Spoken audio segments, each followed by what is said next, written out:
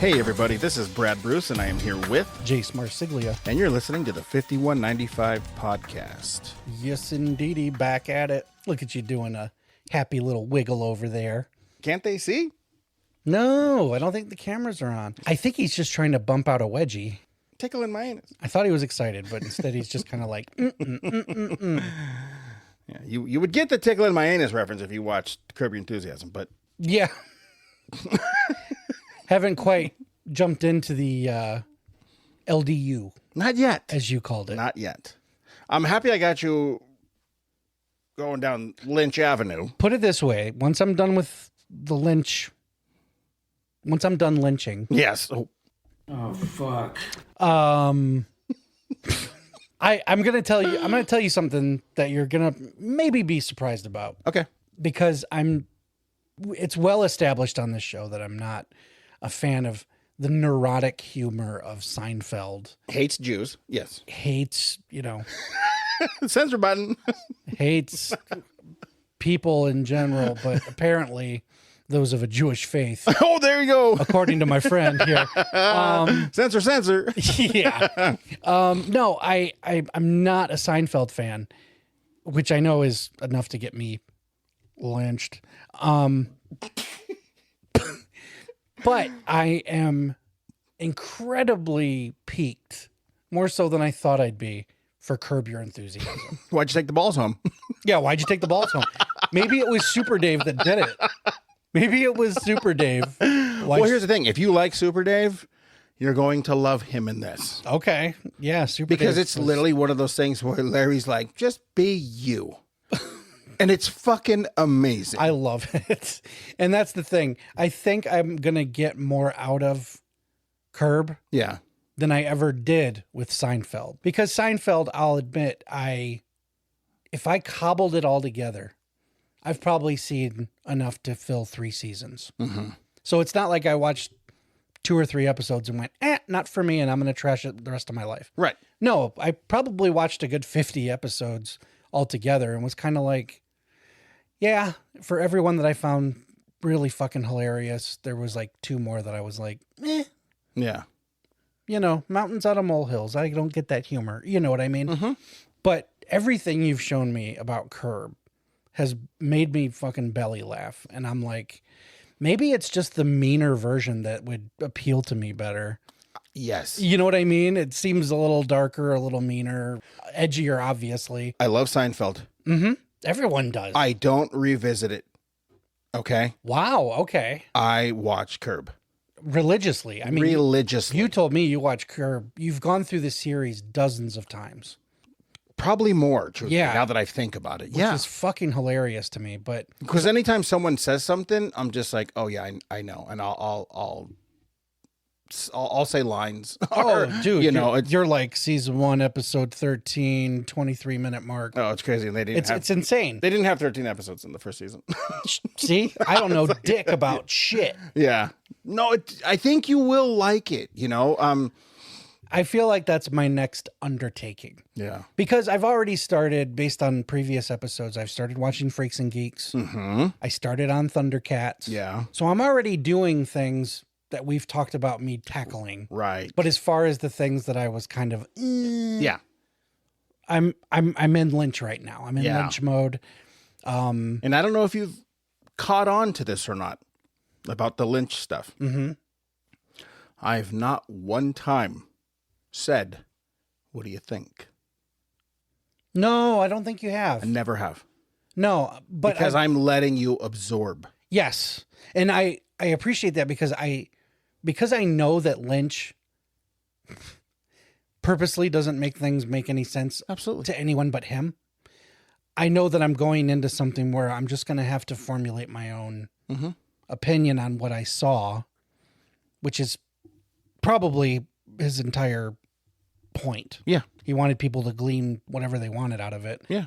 And I don't want you to color it for me No. before I watch it. Exactly. So I'm not even telling you what I'm watching until I'm already done with it. Yeah. Yeah. So then we can discuss it. And there was times when you brought something up, Yeah. and I was like, oh my God, yeah, no, you're right. Cool. This is why. Yes. You know? And the thing too is that like I've tried to tell people because they're like, I don't like it because it makes no fucking sense. I don't understand it. Mm-hmm. But Lynch was about getting out of reality.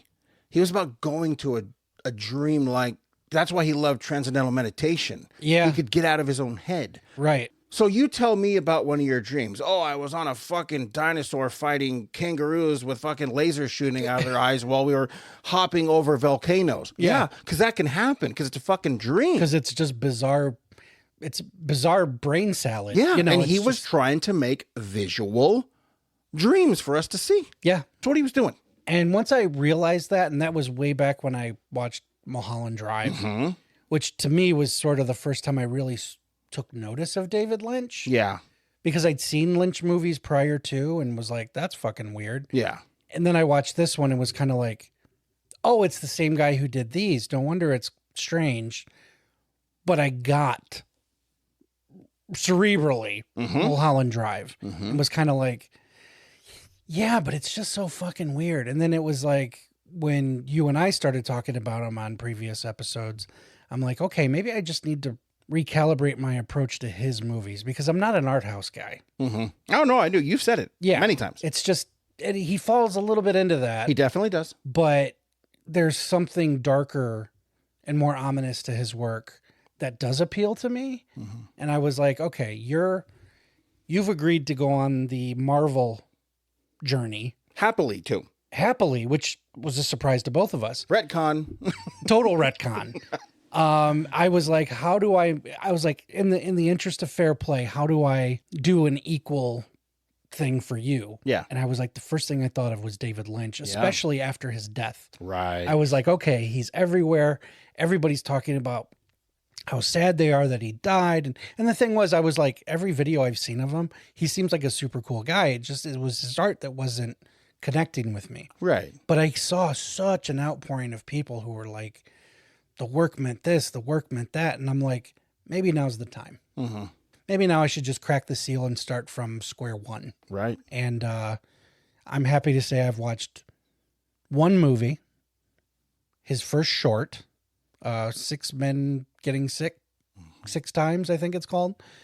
And then just because it's such a long undertaking, I've started Twin Peaks, even though if I were to go in order, it wouldn't. It's not chronological. I wouldn't be there. Yeah, I'm doing the movies more or less chronologically. Yes. But because Twin Peaks was a series, I'm like, I could just fucking jump in now. You can, yeah. And, you know, because it's not going to necessarily tie into anything other than Fire Walk with Me. Right, that's the one, yeah. You know, so I And don't forget, too, there's also a new series. Yes. Right. And I'll get to those as well. Yeah. But yeah, I've been going through it and I've been enjoying the ride. Good. Whether the art connects with me or not.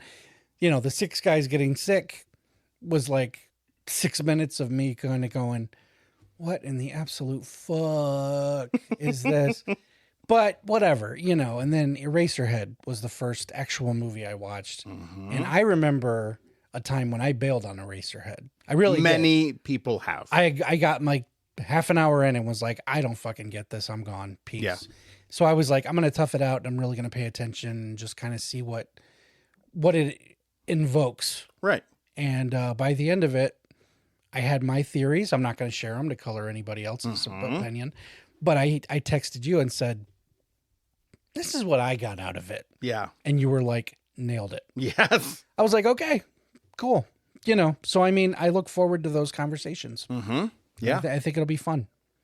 No, I do too. And I'm excited. And that's why, I mean, I bought phase 1 of Yes, the MCU. of the MCU. And here's the thing. They're not just going to set on my shelves. No. Like, I'm going to fucking watch them. I think what's neat about those is it's almost like a kid's board game. You get to follow the Candyland steps. And I can't think of too many movies, cinematically, any kind of series, where you have to be given a map. Mm-hmm. Because, I mean, other than maybe like Godzilla movies, Gamera movies, or James Bond, Yeah. you know, these are movies that, granted, James Bond and Godzilla and all them, the continuity's weak. Right. Because there's like a Showa era, you know, stuff like that. James Bond, it's like, okay, you got your Connery movies. There's very little continuity between these films, because these are it's just James Bond at it again. You know what I mean? Yep. Marvel put together something that was really tied together with knots, and you have to follow the string. And that's part of the fun. And I envy that you get to do that with a fresh pair of eyes. Yeah. Yeah. Because I can't think of anything else where I could go, ooh, let me follow this string. Of what? Right. I can't think of any other long-standing series where you can't jump in at number 12 because you need to know what happened in like 7. Yeah. You know what I mean? Yeah.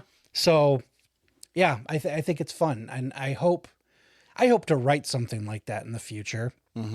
I hope that we get more things like that. The world building. Yeah. I think that's amazing. I think we already are. I think we're prepping for that in our screenplays. Talking about you and I? Yeah. Yes. The things that we're already writing and, our own stuff, for us. I think we are doing that world building things because, films that I've already shot, short films and whatnot, and then features that I've wrote. There's already like a tie in some of the things that you've written. Oh, yeah. I mean, we're not going to say what they are, but no, but you talking about one of my yes, ones I'm working on now? Yes. Oh, yeah. And that is fucking awesome. It is, and I'm glad that you liked that because I pitched the idea to you. And was Oh no, I love that like, fucking idea. What do you think if I incorporated this as just a quick throwaway thing? And you were like, "What? Yeah, fuck yeah!" And I think it would be cool to go one step further, and it's like the people that are involved in mine would definitely be involved in yours. Yeah, you know what I mean. So it's not just a name or whatever, it's no, this one's probably more akin to like the Kevin Smith universe. Absolutely. But that's what we grew up on. Exactly. And now that I think about it, Kevin Smith's Askewniverse is probably the closest to the Marvel thing. Yeah. I can think of for right sure. Now. Yeah. Even though it's not detrimental to have seen Chasing Amy to understand Jay and Silent Bob Strike Back. Right. You'll get more jokes. Yeah. You know what I mean? But again, the well of continuity stringing, world building franchises out there is very small, very small. Yeah. And I think it's cool when they do that. And I wish to see more of it. Yeah. Frankly. No, same. Hell yeah. So now that we've gotten caught up. Yeah. Today's topic, I address to you because we've talked about this many, many times. We're both fathers, and it occurs to us that we're very protective of our children because of the world at large. It's a dangerous world, especially for kids. That said, I feel like it was arguably 10 times more dangerous for us because we didn't have the benefit of cell phones for tracking. You know what I mean? The immediacy of being able to call mom and dad if something doesn't seem right, come pick me up. Like kids today it's not that the danger is less, but the ways to avoid it and be safe are more. And yet I feel like I'm still keeping my kids in a bubble of sorts because I'm just too terrified of the world out there. And then it occurred to me, I'm like, you and I, and millions of other kids in the 70s and 80s, we ran roughshod through the neighborhoods, hopping fences, cutting through yards, with nothing but the street lights to tell us to come home. And sometimes not even that. Especially if you lived in a rural area, you had nothing. And we grew up in an era when serial killers were more prevalent. Asylums were being shut down and all those people were being let loose. And of course the molesters and kidnappers. It was just a very, very dangerous time in retrospect, which again, I'm not saying any of that isn't prevalent today, maybe with the exception of serial killers. Serial killers seems to be a fad that died. Yeah. We get one once in a while, but for some reason, you and I grew up in an era where we could probably trade cards. There were so fucking... And they're out there. That's what I mean, yeah. The trading cards are out there. It's so fucking weird. I mean, not to make light of it, but there were serial killers everywhere Yeah. when we were kids. Yeah. Everywhere. And it's like, I look back as an adult and I'm like, how the fuck were we allowed to go outside? You know what I mean? It's terrifying. Yeah, it is. And that's what drew the topic was like, and again, it's not that we're trying to go dark on you guys, but it does play into the fact that we were 80s children. Yeah. And the 80s were not the neon pastel Cyndi Lauper Miami Vice party decade that we make it look like. It was, but there was that seedy underbelly of crime Absolutely. that was so prevalent during that decade and the decade prior that it's just like, I look back and I'm like, did we grow up in the 80s or did we survive the 80s? You know what I mean? Yeah. And some of the things that I was going to bring up Okay. that we take for granted nowadays because of stuff like this, but the 80s brought us the very unfortunate kidnapping and murder of Adam Walsh in July of 81, who was boy, when I found out the story of Adam Walsh, Yeah. I remember it terrified me because it was like, not only was he just a little kid, but the fucker cut his head off. Yeah. It was like, it wasn't just a kidnapping, it was a mutilation, and his head was found, and it was like, oh my God, you know, Yeah. it just, and when you're a kid in that era, you feel invincible, and you're like, this kid died a horrible, horrible death. And he's my age. You know what I mean? He's your age. Yeah. And it was scary. And it was like, that was an infamous one.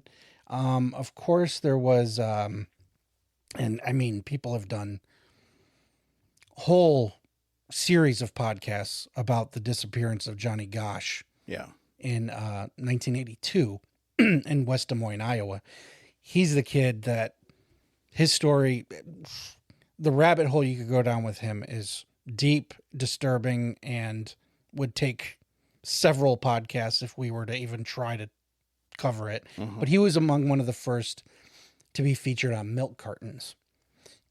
Kidnapping of children was so prevalent, we were put on milk cartons as a way for people to find out where we were or to get the face out there.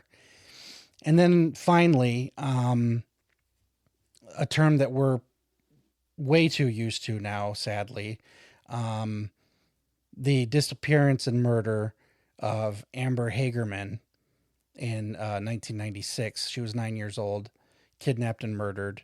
And she is the reason why we have the Amber Alert, which rocks our phones every time some kid goes missing.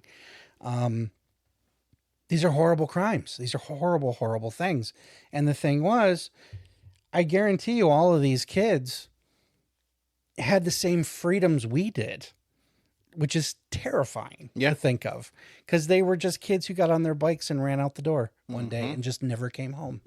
And we did that hundreds of thousands of times. Yeah.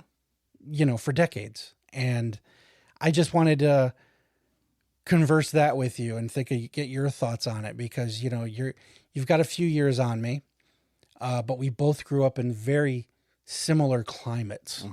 And it just, does it bother you that we keep the children so, because I hate the term helicopter parent.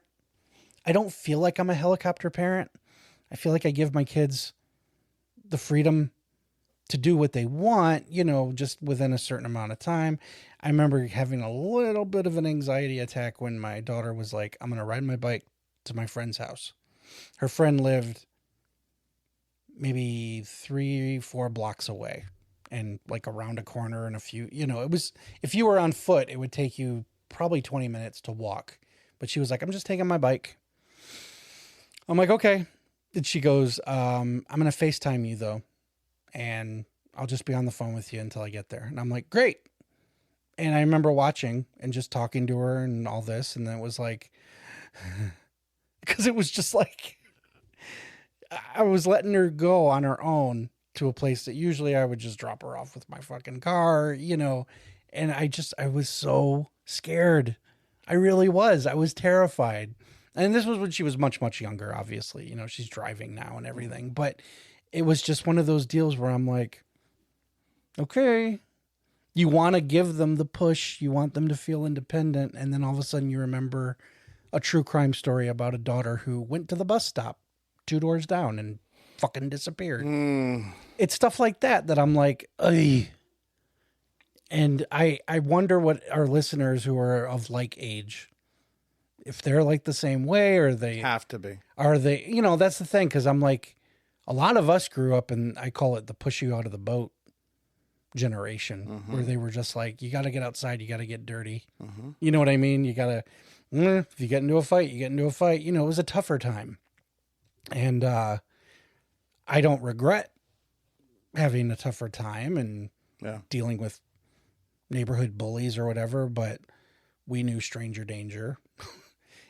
Ronald McDonald would come to our school and warn us about fire, and every now and again a policeman would come out and tell us about drugs and kidnapping. And so we were aware, and yet we blissfully ran outside into the sun and was just kind of like, fucking devil may care. Absolutely. And I just, I mean, I remember before I moved to California, I lived in Texas, and we would go over to my parents' friend's house. And, we get there in the daytime, and they had a fucking massive backyard that was like with maybe a 3-foot, 4-foot chain link fence. Then you could jump over the fence, and there was like an alley, run down the alley through the trees, come out on the other side of the street.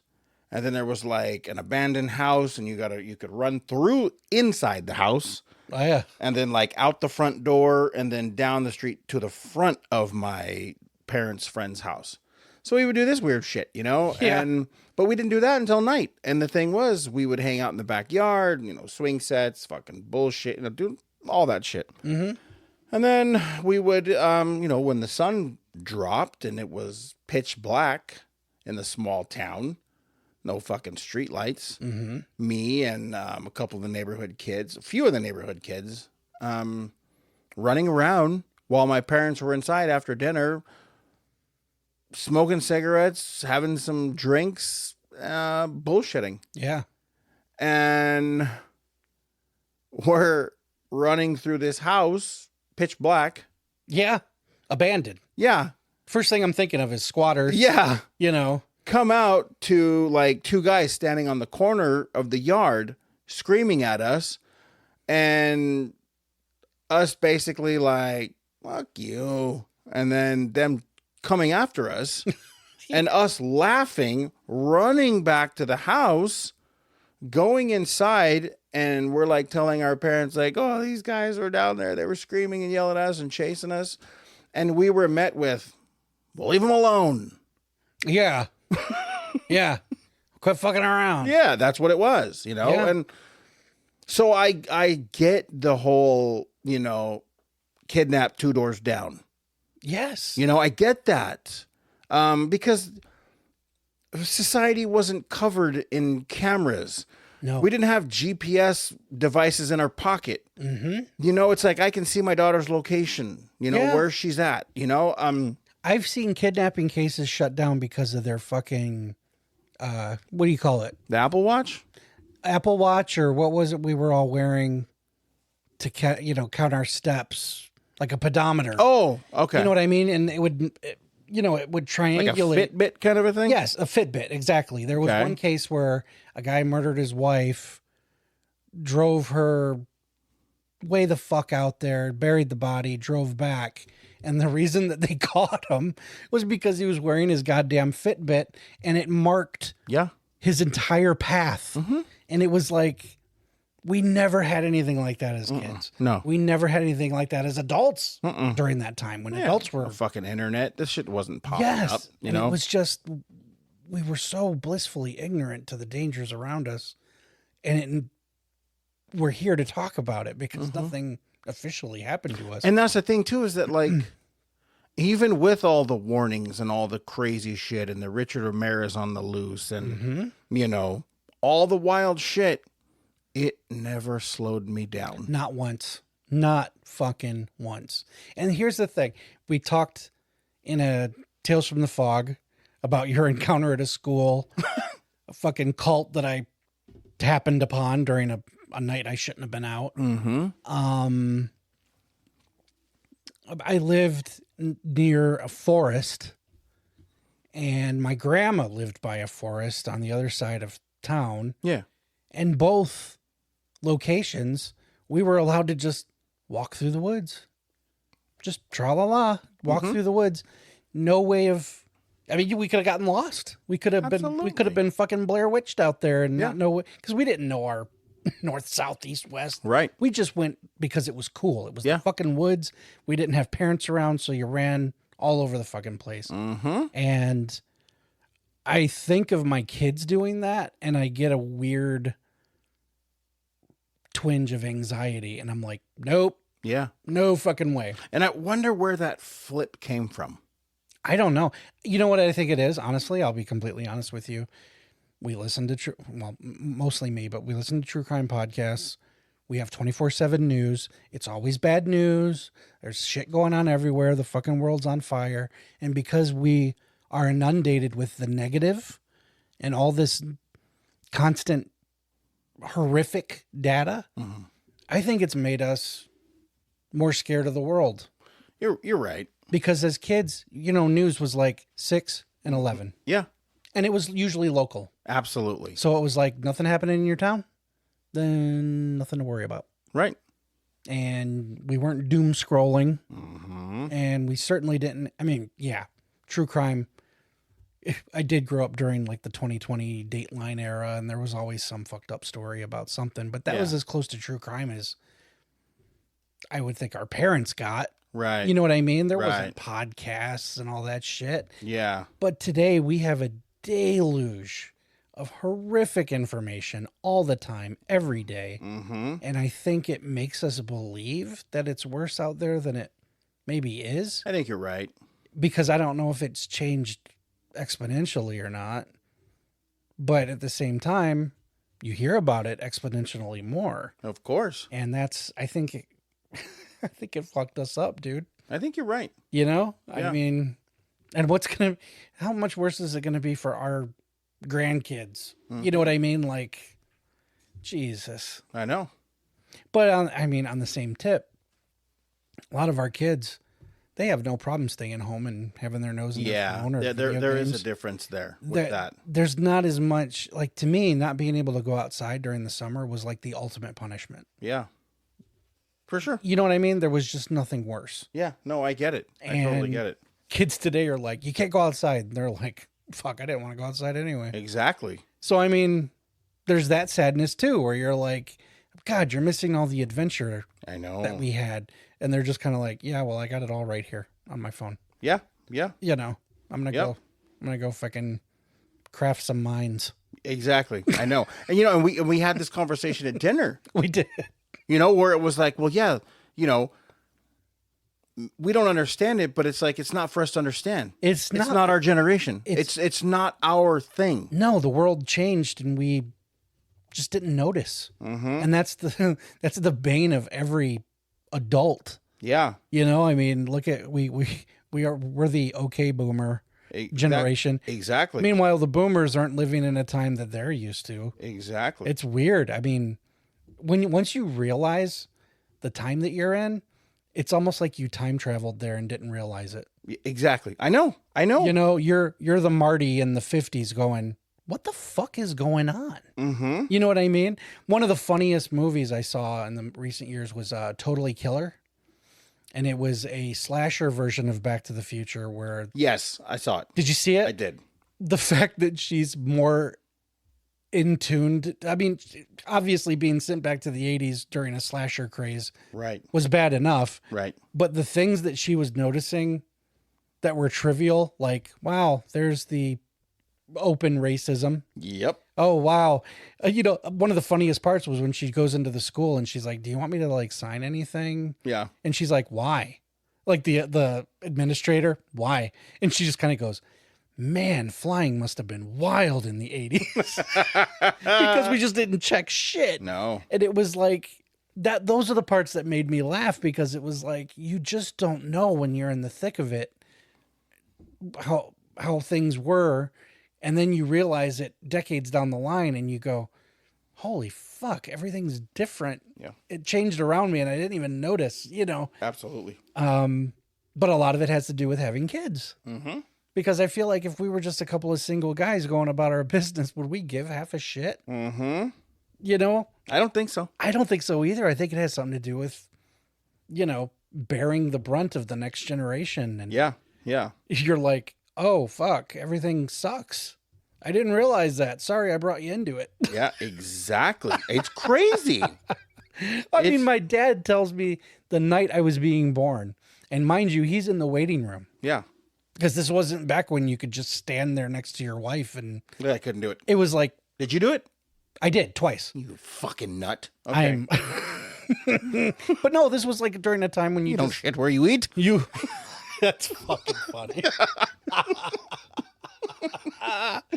Oh, that's why the divorce rate is so high. It's just Hey, wait a minute. because I witnessed this. But no, it was during a time when Dad just waited in the waiting room smoking cigarette after cigarette. And, Yeah. he said he distinctly remembers that day, May 10th of 1982, watching the news and the Russians might nuke us. Yeah. Oh, gee, how things have changed. wow. But still, he had that moment where he went, I can't believe I'm bringing a child into this fucking world. Yeah. And that was 40, it's going to be 43 years ago, maybe after now that when this airs. Yeah. But how fucking weird. Mm-hmm. I mean, you and I, we've cultivated a show based on all the great things that we grew up with and all the things that we miss. But it didn't occur to me until this episode where it was like, have you ever stopped to think about how fucked up shit was too? Yeah. And how fucked up things are now and what triggered that knowledge. And I deeply believe it was having kids. Yeah. Because now you're hyper aware of the world around them and you stop and realize, oh shit, the world does fucking suck. Yep. It definitely fucking does. It's terrible. It is. It is. But again, it was terrible when we were kids too. Yeah. It was the world has never been great. Mm-hmm. And it's just how we choose. Yeah. How we choose to inhabit it. When you brought this up to me, at first I was taken aback with it because I was like, is this what he really means? And then we just kind of moved on from it. Mm-hmm. And then when we got ready to, showtime, I was like, okay, fill me in again. Yes. Tell me. And then when you did, I was like, okay, I get it. Yeah, it is. Yeah. Because it's still on brand for us. Absolutely. It's still looking back and it's still, Yeah. But it's, like I said, it wasn't, aha music videos. There was a darker side to the coin. Mm-hmm. And, every cool thing that we talk about that we pass on to our kids, hey, check out this movie, read this book, check out this cartoon, all these things that we want them to enjoy and love that we grew up and enjoyed. And then it hit me. I'm like, you're not out there hopping fences and trouncing through the woods and all that because the world sucks. Mm-hmm. And then you stop and go, it sucked for us too. And we just didn't know it. Yeah. And maybe our parents didn't either because, like I said, there weren't 24-hour news. No, I don't think they did because, they told us to stop bugging the people that were chasing us. Exactly. I don't think they did. Bro, I was talking to my son about one of the things me and my brother used to do was when they were building a house and none of the workers were around, like a weekend or something, we'd be trouncing around the frame of the house, running around, jumping off of shit. And there was one day that we were in the upper floor and we were with a few buddies even. And we were just bullshitting up where like the back slider would be. Of course, there's no door there. It's just wood, but we're just sitting there with our legs dangling off and bullshitting. And all of a sudden, a van with a ladder pulls in right below us because that's where the garage is. And I'm like, oh, fuck. And the funniest thing was we're up on the second floor. It's a 2-story house. And I assume because of how high the back slider was, this place was going to have a deck, like a second level. Right. I'll never forget this. We all stood up like, oh shit, what do we do? And one of my buddies, also named Jason, I turned, he's already in the woods. And I'm like, how the fuck? And at first I'm like, how the hell? First of all, he bailed on all of us. Yeah, there's that part. He's like, fucking bye. Yeah. But then I'm like, we're on the second floor and the stairs are that way. This motherfucker jumped from the second story, hit the ground running, and was in the woods before we realized he was gone. Makes me fucking laugh every time I think of it. Yeah, the visual on that's fucking It's hilarious. Yeah. We're just like, it's so Simpsons-like. Yeah. I'm just kind of like, what do we do? And we turn around and he's like, doop, doop, doop, doop, doop, doop. So it was hilarious to begin with. But then one of us, it might have even been my brother, had a mitt and a ball, you know. And when the guy's like, oh, you know, who's up there? What's going on? Come down, blah, blah, blah. We come down and we told him that one of us threw his mitt up there as a joke, and we came up to get it, you know, and he's like, oh, okay, well, you know, it's dangerous up there to blah, blah, blah. And then the guy goes, you know, your friend jumped off the second story and left you guys here to hold the bag. And we're like, yeah, we'll kick his ass, you know, but it was so fucking funny. But even that it could have been a very dangerous instance. We don't know who could have pulled into that fucking. Luckily, it was like a worker who was just like, "You fucking kids, get out of here." You know what I mean? Like your guys, just leave them alone. Yeah. But it was like, who the fuck knows? And we would have been trapped. You know what I mean? It's a scary, scary, scary thought, but never crossed our mind. That's fucking hilarious. All we were worried about was, are you going to tell our parents? Yeah. You know what I mean? Like.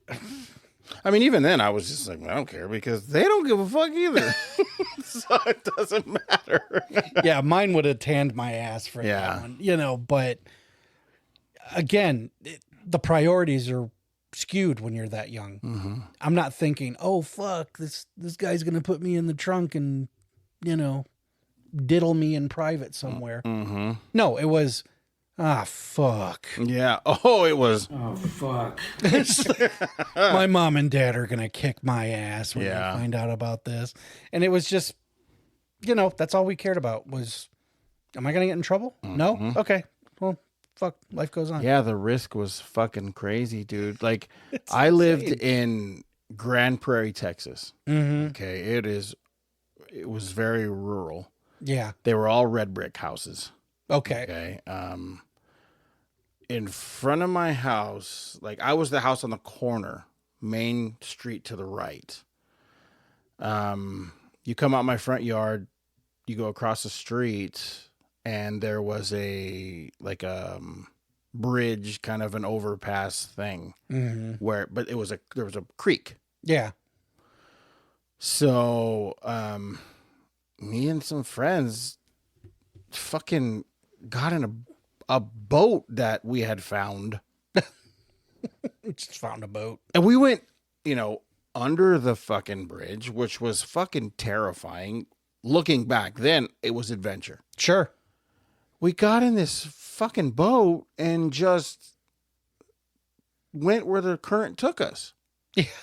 We didn't even think that, like, well, we don't have a motor. We don't have oars. You're at the mercy of the current. We don't have an anchor. It's like, all right, cool. All right. And we went for, a while. You're standing there with one foot on the mast. Yeah. Hands on your hips. Literally. You know? And here's the crazy thing. Obviously no cell phone. Nope. Didn't tell the parents where we went. Nope. We just decided to do it. Yeah. We're gone for about 5 or 6 hours. Sure. Okay. You Huck Finned that shit. We really did. And then we stopped. You know, we actually did kind of like just the river just fucking shrank where there wasn't like, okay, there wasn't enough, you know, it wasn't enough to keep the boat going. Mm-hmm. We just sort of ran ashore. Sure. And we're like, all right, fuck it. And then we just left the boat there and just started walking. And when we got back to the house fucking hours later, Yeah. because like I said, this whole endeavor was like 5 hours that we were gone. Get back to the house. And I swear, dude, I'm in the house with my two friends for probably 15 minutes, just sucking water down. And I'm told by one of my parents, you need to go out and play. We already did. So they had no clue we were gone. Oh my God. Yeah. And it was like, that's a different time. That's a whole swath of the day. It is. It's like my daughter goes in my backyard to play. I'm like, what are you doing? What's going on? What are you doing? Don't get close to the fence. Be careful. What are you doing? Hey, what's going on? Tell me. Do you hear a coyote? Yeah, it's crazy, and she looks at me like, dude, calm down. But I'm like, no, I'm not going to calm down. Come inside. Don't go by the window. Because the world is a fucking horror story. It is. It's so bad. Mm-hmm. And, our kids are so precious to us. Yeah. And it's just it's so fucked up. But yeah, you had yourself a little Huck Finn adventure, and I did. They didn't even know you were gone. They didn't. They didn't know. Didn't know that you befriended a who was. Oh my God. I mean, it's part of the story. Holy shit. No, it was. It was. We'll just cut that whole fucking. No, that's staying in this time. I got a feeling they're gonna figure that one out. No, it's the same thing. We had an instance where me, my brother, a couple friends from school, and then some other kid I didn't really know. Yeah. We went into the woods. The mouth of the woods was like right at the end of my street. And there was a path, and the path ended, and we just kept fucking walking, and the trees changed to like, it was almost like, the cover to like Miller's Crossing. Oh, yeah. The woods kind of turned into that. And Super we were dense. Very. And we were kind of like, wow, this looks fucking wild, And we just kept walking and walking and walking. And then we came out behind a firehouse. Mm-hmm. And it hit me where we were. And I'm like, oh, fuck. I was like, I didn't know the woods reached all the way over here. This was like one of the business roads that we lived by, but was a ways. Mm-hmm. Like once I clocked where we were, I was like, I've never been on foot here in my life. We've always been driven past it. Yeah. So I'm like, okay. And everyone's like, where are we? And everyone's looking to me because I think I was the oldest of the group. And was just kind of like, okay, well, if we're here, if we go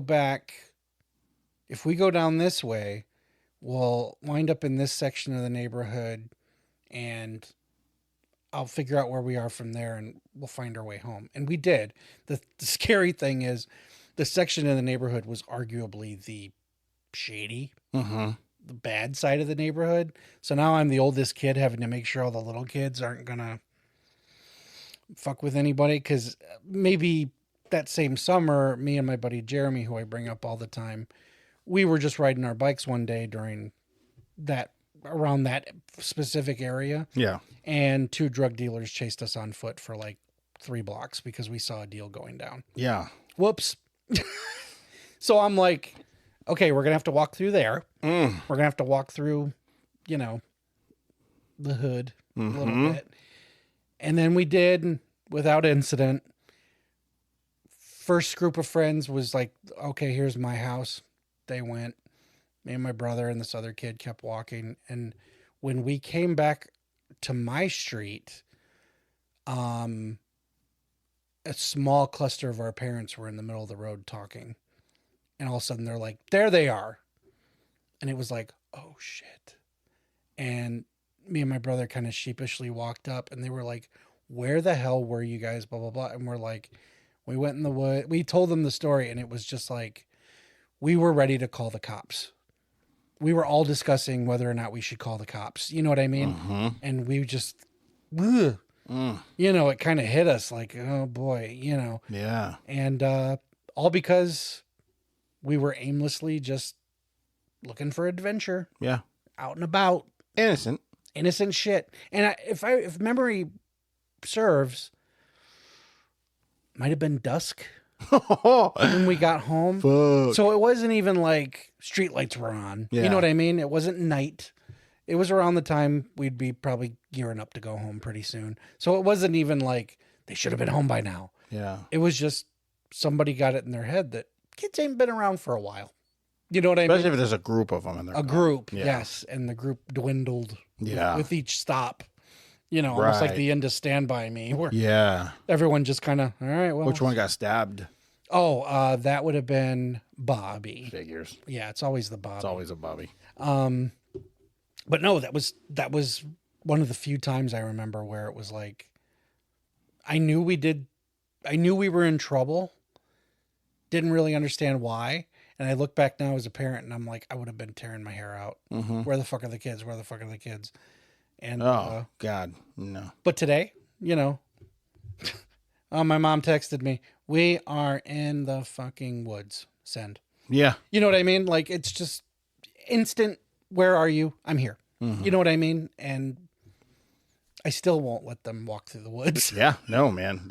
Hey, man, the time's changed. They just did. I mean, okay, let me give you a scenario, and you could tell me how this would have played out today. Sure.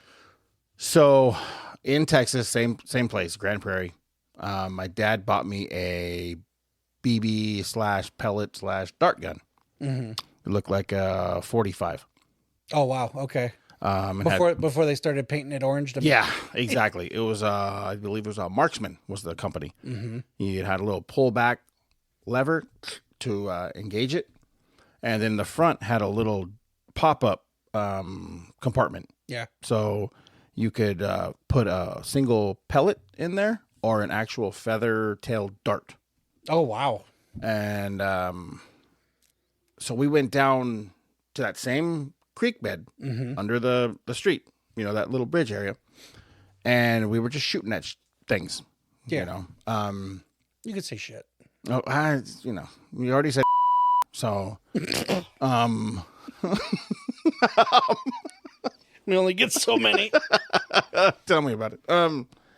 So we decided to walk to, after we got done target practicing, we decided to walk down to the 7-Eleven close to the house. Walk down. First of all, we walk in the store. My dad had the 45 in his belt, in his waistband, sticking out. Walked in, nonchalant, bullshit, talking, this and that. And, you know, grabbed my drink and, and then like walking back to home. We're crossing that bridge. We're literally a stone's throw from my house.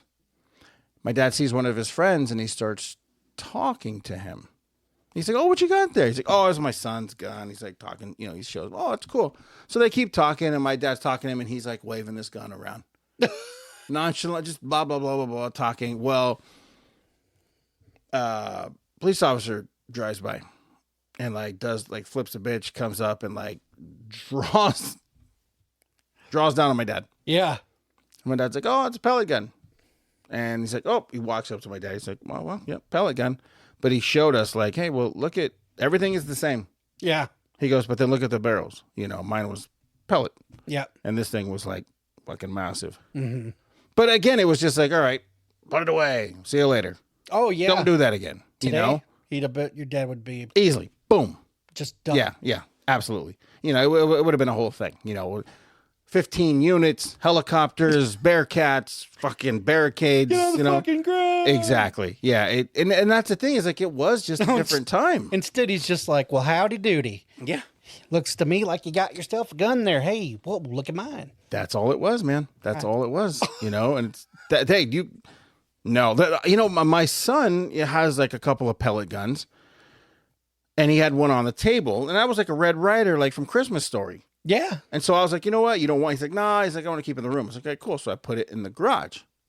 And I was just thinking to myself, I had my garage open. There was houses across. Yeah. And I'm like thinking, what if someone's looking and they see me walking and they see a rifle? Yep. But I'm like, that's today's mentality. It's a is. fucking BB gun. It is. But it's like everyone goes to extreme. They do. Over Media. everything. Yes. You know, and it's like everyone's so quick to fucking pull out the phone, hit record, instigate, but not really help the situation or try to diffuse it. No, not at all. You know, so it is a weird time. And coming from the 80s, where it was just like, you're walking to school, you're walking home, you're walking to your friend's house. If you survive, cool. You know, and it's like today is you can't do anything. No. You know, it's like you can't do anything without, am I going to end up on TikTok? Is this going to be a viral video? Mm-hmm. You know what I mean? Is this going to be that road rage incident where a gun comes out and starts firing at my car? Yeah. You know what I mean? It's like, it's fucking crazy. Like, you know, yeah, we don't have the high rate of crime as we did in the 80s, especially towards children. But it's like, you know what? There's still a high rate of stupid ass people doing stupid ass shit. Mm-hmm. And now it's more prevalent because everyone has a goddamn studio in their pocket. They do. So it's like, And some people are looking for the viral moment.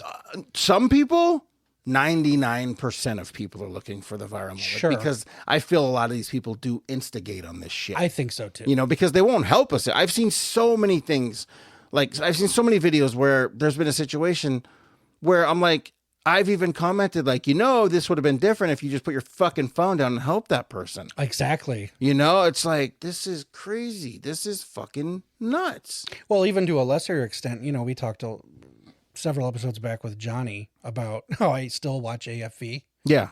And I can't tell you how many videos, at least one or two an episode, I'll be watching with my wife or whatever. Usually my kids don't even fucking care. Yeah. But I'm watching it just because it's tradition by this point. And the parent in me is watching now. Mm-hmm. And I'll see these videos where a kid is like picking up a bug and putting it in their mouth, and mom's filming and going, no, don't do that. And I'm like, you're literally watching them do it. Mm-hmm.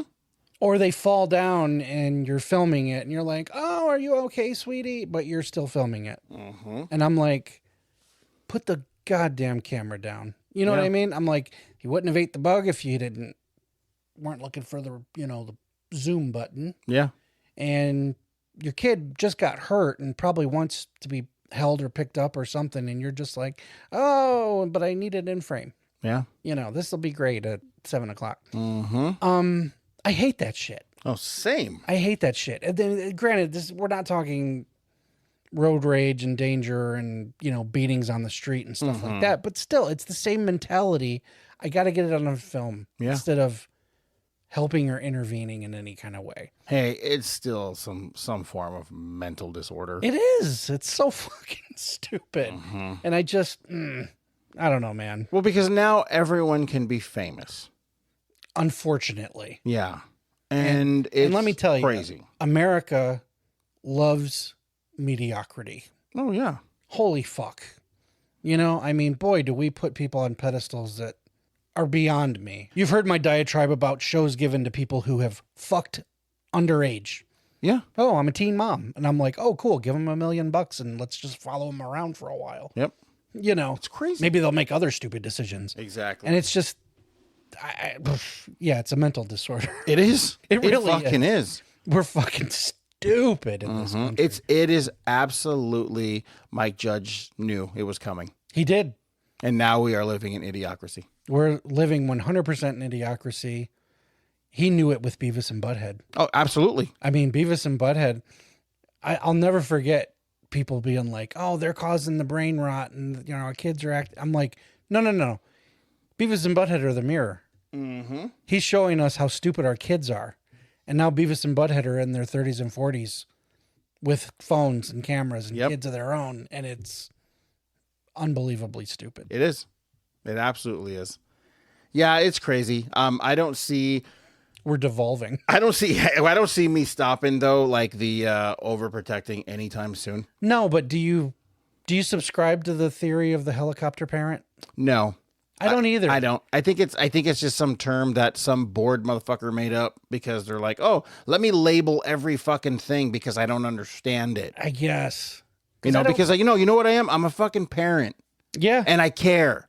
So therefore label me something. I guess. Fuck you. I'm I know. a dad. And it's like, I'm going to protect my kids. I'll fucking destroy anyone that tries to get in between me and them and hurt them. Oh, God forbid. You want to label it that? Go ahead, fucking label it. I don't care, I'll be Fit the your propeller man that bun. knocks you off. Fucking, put your dog in another sweater. Fucking whatever it is you got to do.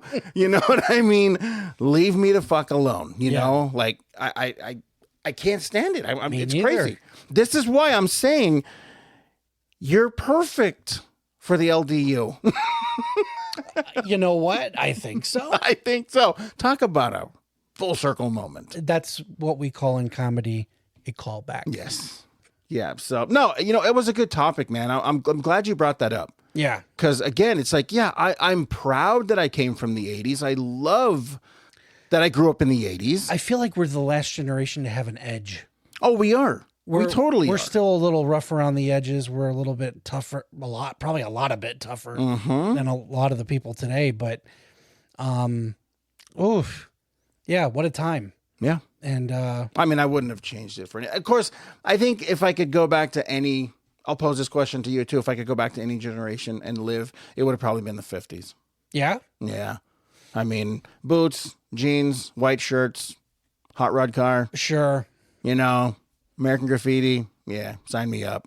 You're all about the segregation. I get it. Oh, 100%. Oh my God. Are you kidding me? I mean, the more white people I could push out of my town, the better. White people, we're really the worst. Oh, I probably would say the 60s because by the time I got to the 80s, every fucking screenplay of mine would have been bought. true. So there you go. Absolutely. That's a good caveat.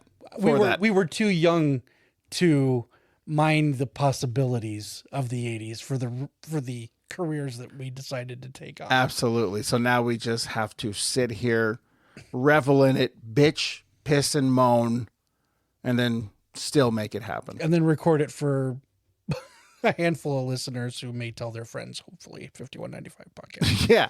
But yeah, I didn't think it was too off-brand to bring up that type of topic No, not at all. because No. it's still steeped in our Well, nostalgia. okay, before we go, because this just hit me, were you ever connected to one of these missing kids, or did it happen in your town? Someone you knew, and there was like a search party, and there was flyers and all this shit? Not to the degree of like your Adam Walsh's or Johnny Gosh. No. The biggest thing that happened in my neighborhood, unfortunately, was a hit and run. Okay. And that was a kid that I was friends with, and that ended in a fate. He died. So that was the only thing that I look back on and kind of go, that one hit too close. Yeah. That was too close to home. Something that made the news. Mm-hmm. But no, as far as kidnapping, those types of fears, no. Mm-hmm. Thankfully, everyone I knew was present and accounted for. Yeah. No, that's good. Thankfully. Yeah. No, especially in kind of the rough neighborhood I was in. yeah. I think it was, who knows? I don't know what the alchemy was that kept us safe from that. Mm-hmm. Every now and again, you'd see someone drive by that looked a little shady, and we'd clock them, and they'd leave. Yeah. But nobody was ever like, "Hey, kid, come here." I never had any of those experiences, and I never knew anyone that did. Mm-hmm. Thankfully. Yeah. Same. Yeah. No, that's because as we were talking, I was trying to think, was there ever? No. And it was like, no, there wasn't.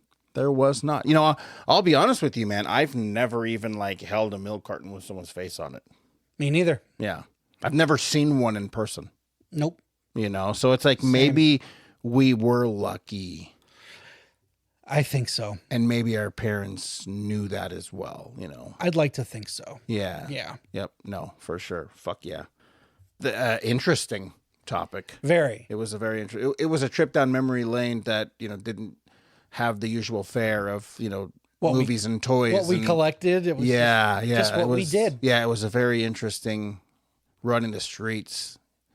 Very late, Did you ever get busted coming in late at night? Did that ever happen? Oh yeah. Yeah. I'd get in trouble for stuff like that. Yeah. Yeah. But we got our tails stroked for that. Oh, fucked bad. I'm sorry. Okay. Couldn't sit down. Wow. Jeez. I get it. I'm trying to figure out how I'm going to edit around that. Yeah, this is gonna be an interesting episode when I go back and listen to it. It is to it, because it's like, oh well, we recorded that show. It was like 3 hours. Like, well, why was it 15 minutes? Yeah. Well, Jase wouldn't stop saying. I know. Sorry. I mean, it happened once, and it's gonna happen again. I think it is too. Cool. Victory sip. Okay. I can't wait for another one of your topics. I'm really excited about this. I try to keep things fresh. Yeah, this is, this time has been a lot different for us. Yeah. I think so. Like, we've done some really cool shit. Mm-hmm. And I can't wait, because the trip is winding down. It is. Once again. So we got to do a lot of, like, fucking, I don't know what you call it. Banking? Yeah, definitely. I didn't want to use that term because of your industry, but we want to record a lot. We need to... I have no analogy. We want to fill the basket. That's what we want to do. Basket of what? I don't know. Lotion? My basket of mud. Perfect. What do you think of the basket of mud, Richard? Oh, fuck. I thought so. Okay. Until next time.